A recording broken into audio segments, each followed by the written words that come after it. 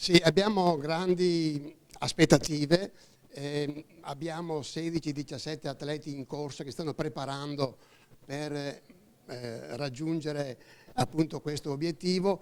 Il Veneto si prepara ai 15esimi Giochi Paralimpici di Rio de Janeiro in programma a settembre con legittime ambizioni di podio. I migliori atleti si sono dati appuntamento a Vicenza in una serata che ha dato ufficialmente il via alla terza edizione speciale Rio Anch'io di Mi Piace di Cuore, l'iniziativa sociale promossa da Ascotrade con CONI e CIP Veneto per avviare una campagna di raccolta fondi da destinare al sostegno degli atleti paralimpici veneti.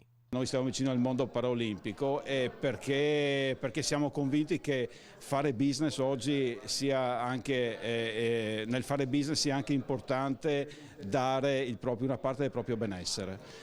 Quindi credo che questa sia la strada giusta per chi può farlo, non tutte le aziende lo possono fare, noi possiamo farlo. Mi Piace di Cuore è il web contest con il quale da 3 anni Ascotrade finanzia lo sport paralimpico. Sulla pagina Facebook dell'iniziativa si possono votare e sostenere gli atleti preferiti. Nelle 2 precedenti edizioni Ascotrade ha devoluto 40.000 euro.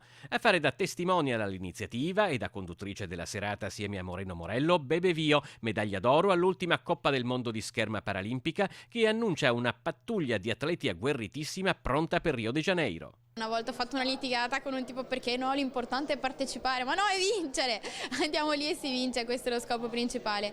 Ovviamente tutti ci vogliono arrivare, quindi il primo posto è la cosa più difficile di tutti, però insomma se non ci proviamo, se non ci diamo da fare, chi non ci crede non ci arriverà mai, quindi più ci credi e più ci arrivi secondo me.